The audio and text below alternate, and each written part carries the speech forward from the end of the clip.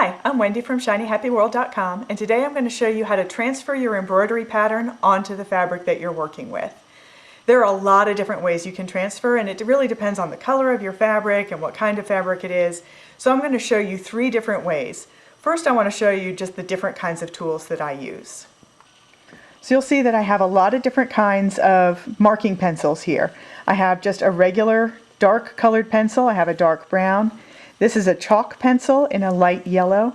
You'll find some of these sometimes that have a brush on them. That's actually the eraser. It'll brush away the chalk markings. You'll want to use the light colors on dark fabric and the dark colors on light fabric.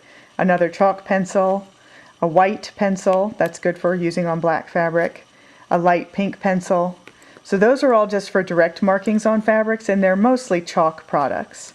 There are also a couple of different kind of marking pens. This is a water erasable marking pen. You write on your fabric with it, it shows in a light blue, and when you're done you just spritz it with water and the color goes away. You have to be really careful though to test this. On some fabrics the color disappears when it's wet and then it comes back when it dries. I've noticed that especially with synthetic felts. So always test it first. Don't just assume that it's going to disappear like it's supposed to.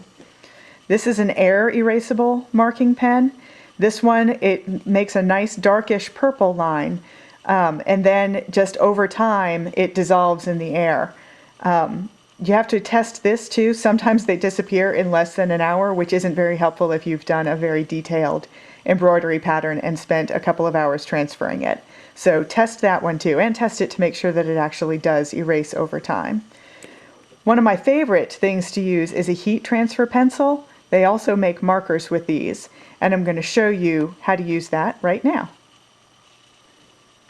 So this is the pattern that I want to transfer, and I want it to be exactly in this orientation. So I'm going to make sure that my markings go on the back of this.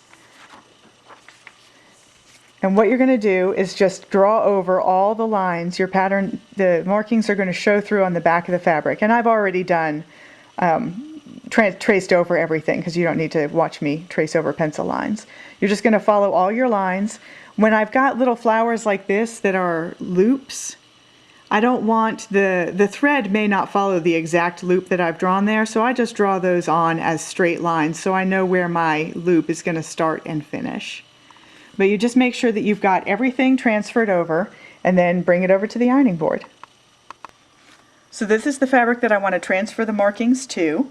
I've got my pattern now with all of my the marking pencil on the back side of it, so I'm going to make that side be touching the fabric. I'm going to line it up exactly where I want it. Everything is smooth underneath, there's no wrinkles in my fabric. Again, I'm going to use a dry iron, and I'm just going to work my way slowly. You want to be careful not to shift the paper at all while you do this, because you don't want a double line to show up. You want to make sure that your line can be covered with your stitching, because you don't want these lines to show when you're all done.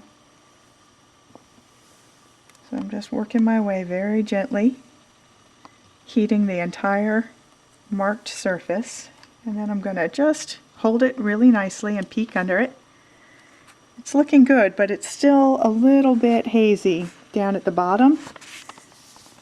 I probably just didn't have the iron down there for as often, so I'm going to make sure to run it really well along that bottom seam.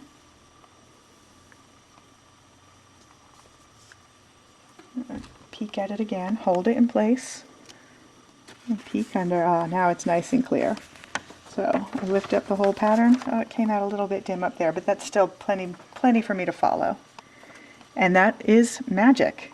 So everything is transferred now. These are permanent markings. They're not going to wash out, so you want to make sure to follow them very closely with your embroidering. And the nice thing about it is I can probably get 3 more transfers out of this. So once you do all of the tracing around, you can get a lot of transfers. A far more basic way to transfer is to just trace and write directly on the fabric and trace the pattern through. I've got this taped up into a window with the light shining through it. It really helps the markings that I'm trying to trace show up. So for this I'm just using a darkish pencil, and one eye, and the other eye. This is not something you would want to do for a big pattern, a lot of lines because the fabric really shifts underneath your pencil, but it's fine for just a quick little transfer like that bunny face. So, bunny, now he's got his face on here. This last one is actually one of my favorite ways to transfer an image. This is the image that I want to transfer, and I want to put it onto a black t-shirt. So it's got a couple of strikes against it. One, it's got a lot of itty-bitty little lines, and it's going onto black fabric, which is one of the trickiest ones to transfer onto. You can't use the ironing transfers because they don't show on black, and you can't really do using the window as a light box on a t-shirt because you're going through 2 layers. So there is an amazing product. This is another Sulky product. It's a water-soluble stabilizer. It's clear, and you can draw your design on this clear stuff, stitch right through it, and then when you're all done, dunk it in a little bit of warm water and it dissolves away completely. It's amazing stuff.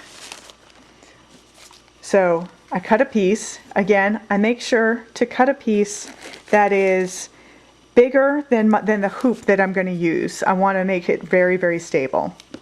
I lay that down over my pattern, and I just drew over the entire thing just with a regular old black marker, nothing fancy.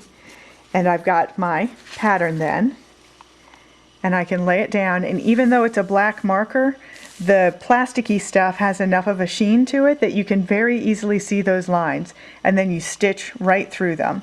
One of the reasons that I make it big enough to go in my hoop all the way around, you could cut a lot smaller one, but then you have to pin it to the fabric, and I find if there are pins on the surface of my fabric while I'm embroidering, the thread is constantly getting hooked on them.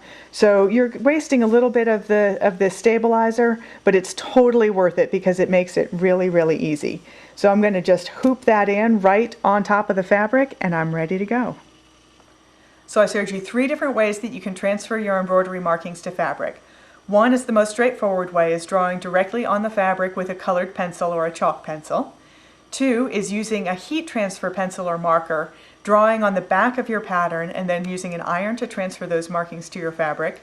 Or 3, using the magic dissolving stabilizer to trace your markings onto that and then just laying them on top of your fabric and stitching right through that stabilizer. Come back next week and I'm going to teach you how to do a running stitch. I'm Wendy Gratz from shinyhappyworld.com. Thanks.